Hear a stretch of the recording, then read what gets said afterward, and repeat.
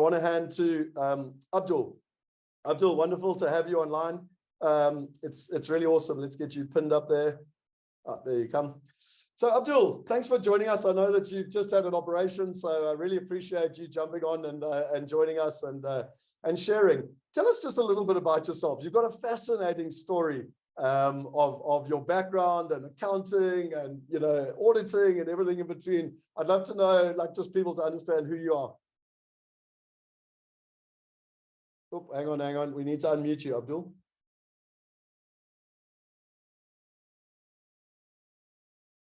Can you just unmute yourself? Yeah, there we go. Awesome. Got you. Thank you, Scott. Yes, indeed, I had my episode of surgery. They put 8 implants in my mouth.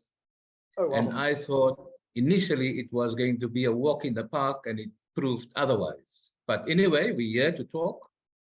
Okay, for 3 days, I could not even say a word. But anyway, we're here. Well, thank you so much for coming and sharing your experience with everyone, because I deeply appreciate it. Okay. In terms of, the brief you extend to me, I, again, with pleasure, share. And I think just a little I covered, that you covered now towards the end when you say commitment. But commitment can only come from belief. If you don't believe in anything, you can't commit to anything. So that belief normally is either a dream or a vision. So in my case, I learned fairly early in my life that auditing, I'm an auditor. Auditing is an extremely boring profession, and you need to have excitement in your life. So I've never divorced myself from the entrepreneurship of it. So the only person I really worked for in my life is that firm that trained me to become what I am. After which, when I got my CASA, the Chartered Accountant in South Africa, I opened my own office. And for the first month, first year, my turnover was less than my salary for a year. But that same firm that I started is now 40 years old and responsible for what I am, who I am, and what I have. So one needs to have the commitment, and one also needs to have the tenacity and the wherewithal to stay the course. And that comes from that belief, that absolute belief that you're going to succeed. It's so what you just said there. Sorry, I just want to butt in, but I just want to reinforce what you just said there, because we're all going to have dark days. We're all going to have dark weeks, dark months, and even dark years. But if you've got that belief to keep going and you've got a clear goal in mind, it's only a matter of time until you get there, Correct. And really, that is what it is. And the universe takes care of the rest, really, believe me. But if you focus, you know what you want, and you go for it, you will achieve it. And I'm a living example of that. In my little life journey from opening up my own auditing practice, the firm today audits the Auditor General of South Africa in terms of doing, pre-issuance reviews, etc. So, I mean, that's quite a way to come. The point I'm trying to make is that on the entrepreneurial side, I was introduced to property. And the first property transaction I ever had was Newfields, way back in the 2005. Telkom was selling off land. And one of the pieces of land they were selling off was their training center in Brackenfell, Cape Town, which was some 35,000 square meters of land. Wow. I did my homework, okay, checked what the square meter rate is for land, and quickly I realized that this is the biggest piece of industrial land in the area. And I said, well, we must win this. So I don't have money. I partnered with 2 other individuals, and I said, right, we're going to go for this. And they supported. We then made at that time, the price was 285 rands going rate in the market. But because we want to win, I made a few sums and I said, no, we must go in at 450 rands a square meter. And we won. And then we looked at who was the next or the second guy. There was at least 100 and some odd rands difference between us and them. Wow. And my partners weren't very impressed with me. But, you but within, outbid them. that's it. And within a period of a year, property in the area escalated to 800 rands a square meter. Wow. So double. And Telkom more than almost double. And Telkom being what Telkom was, they dragged their feet in terms of giving us transfers. So we're having a free ride. Eventually, I was approached by another property developer who was doing mini factories. And he offered me for 2/3 of the land, you're going to give me 850 rands a square meter. Sure. I said, great, I'll take that. Okay, so I was going to spend 17 million with Telkom. A deposit of 1.7 million is the deposit. And he was going to pay me 21 million for what he wants. So I got 4 million rands worth of profit. With the 4 million, and I'm getting 12,000 square meters of land for free. With that, I was the first to build a self-storage facility in the area, which obviously cost me for free. I eventually, after, I don't know, I sold it 3 years ago. I sold that same facility for 56 million to Storage, the listed company. Sure. And you earned the income all the way through as well. Correct. So that is what one is saying. And I take, in other words, I may not have known the storage business, but there was sufficient detail on the internet that made me aware that what is happening in the world is that we live in smaller and smaller spaces, but we are generally hoarders. So I developed the concept of, here is a hotel for your goods. And that place filled up within 2 years. Wow. And it's so interesting, just to reiterate a couple of things you said there. So, there's a lot of people that be on you like, I got no money, I can't do it. It's like, no, but you just said you had no money, but you got the partners in and got the deal done. And I mean, I told the story earlier, my first development was exactly the same. So, it's just an awakening and an awareness for everyone on that. The second one that I think is important is that you took a sector that was new, but you did the research and you were like, right, this is future proofing. This is where the world's going. So we talk a lot about trends and fundamentals, and it was like, right, this is going to work. And then the third thing, which you sort of dropped it right at the end there, but most people, I want to make sure they heard it, is that how do most people make money in property? It's by selling to a listed company, because listed companies don't like getting their hands dirty. They like just to buy assets that are working and are performing and the income's coming in. So Abdul and his partners did the hard work.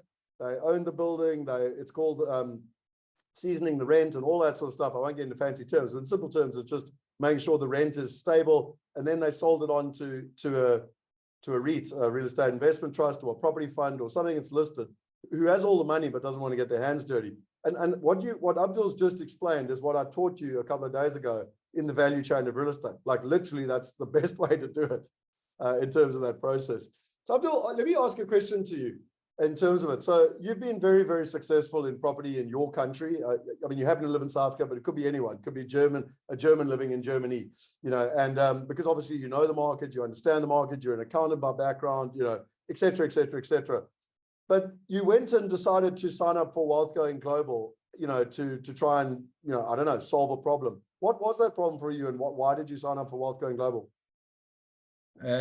Scott, like I said to you at the beginning, I have this wealth. It's all localized. I have no exposure anywhere else on earth. Okay, so the catchy phrase from your side was going global, or diversified income going global. Now that appealed to me. In other words, yes, I may be rich in this country. What happens if I'm outside? There's all types of restrictions in terms of the transfer of my wealth, my assets, wherever I may be on earth. So that appealed to me, and I really, when listening to your, the initial thing you sold to me, I forget now what it was, Wealth Going Global, Wealth Going Global, the program. It took all of 5 months, is that, or 5 weeks? Okay, and that really opened an opportunity or a process for me in terms of engaging in diversifying my wealth. And I must say, although I have the brains to think that out, why must I do that? Yeah, you're giving it to us on a platter. So we follow that process, and yes, we engage, and yes, we will get exposed. We have obviously since did do an investment again in property. Property is the economics I understand. It makes sense to me. Okay, and we invested in that. And there are 2 more potential transactions on the table. Hopefully, I'll be able to partake in those as well.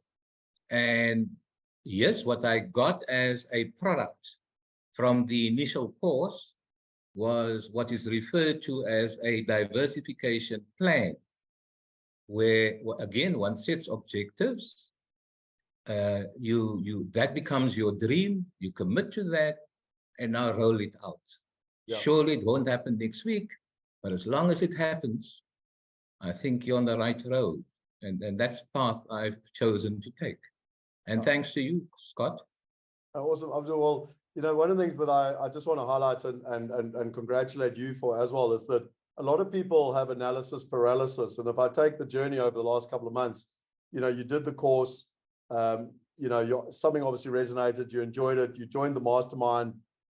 Between Alex and I know you like face-to-face. So, Alex came to see you and you invested, and actually you've already earned your first passive income, like all in the space of, I don't know, 4 months, basically 4 or 5 months. That's I don't know exactly, but call it 6 months if you want. Like, I don't mind, in terms of that process. And I just wanted to kind of give people a feel that, again, when someone's prepared, like, and I love your word belief, when they've got the belief, they've got the desire, like, and they're prepared to take action, like, stuff happens quite quickly in the process. It's sort of, as you said, the universe conspires to get behind you and make it happen. So I just wanted to say, like, well done to you, because the reason I asked you to come and share with people today is that often people sit here and they go, no, it sounds too good to be true, or like, I don't understand, or, maybe I can't do it, or whatever. And I've purposely each day tried to bring someone to say, well, look, here's a real person with their own real life and real challenges and real whatever. And in your case, a huge amount of experience as well. Like, I mean, you know more about South African property, and particularly industrial and storage and everything, than I've ever learned, and so that's the beauty. We don't have to know everything. Like, we can collaborate with each other. I mean, I've even joked with Abdul, not joke, quite serious actually. I'd love to get him onto the investment committee. I think his knowledge is amazing and can add massive wisdom to us and looking at opportunities around the world, But that's the power of partnership, Yeah, certainly, Scott. And the other part is obviously one of the things you alerted us, or reminded myself, is that if you do things in teams, it becomes easier. Collective wisdom is better than your own limited and parochial type of ideas. So that's also something I quite enjoyed, in a sense that here's a deal, this is how it's being presented, it resonates with me, but it's thought through by others that I can relate to. Yeah. And that's also key, in a sense that we always can't believe that we understand everything. But in a team, each one has his good points and he knows what he's good for. And you put all of those together, you will end up maybe with a success. But if you don't have that, maybe we'll never get to success. Yeah, it's a bunch of people are saying, inspiring story, love the collective wisdom, amazing. So thank you so much. I got 2 last questions for you, Abdul. My first question is, I get asked the question all the time, is it too late? I'm 55, I'm 60, whatever it is, whatever age people associate with being too late. And they say, it's too late for me, I can't do it. And one of the things I'm so impressed with you, and again, you don't have to share your age if you don't want to, but the point being is that your mindset and your thinking is like, a 20-year-old, okay? And I mean that with the greatest, no, because my point is, you know, age is just a number, you know, and it's never too late. And I'd love to just ask you the question, what would you say to someone that says, no, you know, I'm 65, it's too late? Like, what would you say to them? Well, I'm beyond that, and it's never too late. The only time when you're late is when you're late. You're dead. Yeah. Up until then, you have a purpose on this earth, perform it. No, brilliant, brilliant. And that's part of that belief that we're talking about. You must believe, the first thing you must believe in is yourself, and that lease of life that you have in you. Practice it, enjoy it. That's brilliant, man. Abdul, my final question, which I think you might have just taken out of my mouth, I was literally going to go, so what would be your final words of wisdom for people? And I think you might have just given it, but I don't know if there's anything you want to wrap up with, you know, for people that are sort of, they're here, they've come and sat, they're on the fence, whatever it is, you know, what any sort of ideas or thoughts that you want to give them? I think we all need to be thankful and grateful that we're alive. Okay, and then we need to understand the purpose of our life. And really, I'm a firm believer in that we put on this earth to create values. The ingredients for the creation of any value, or all values, is your time, your energy, and resources. Define the value to be created, and you'll be able to define the resources necessary for its creation. It's a formula. You can use it in any sphere of your life. It works. Wow. You want to know further about it? You can come have more chats with me. And I will also, like you, I love teaching, because I believe the best way to learn is to teach. Yeah, well, it's so interesting. You know, Abdul and I didn't even prepare for this. And you've been incredible, dude. Like, literally, the best way to learn is to teach is fantastic. And I tell you what, Shane, I'm going to resign and Abdul can take over the rest of the presentation. No, that was brilliant, mate. Thanks so much for your time. You know, as I said, just come out of hospital, and I'm sure, I mean, I'm blown away by what you shared. I'm just thinking to myself, right, I'm going to listen to that recording again. I need to write down that formula. That was amazing. So thanks so much for your time. That was incredible. My pleasure, Scott. Awesome. Keep on, mate. We'll chat soon. When I'm in Cape Town. I look forward to seeing you. No, good. Thanks. Awesome. Ladies and gentlemen, how amazing was that? And I can see there's some lots and lots of comments coming through in terms of Abdul's wisdom. So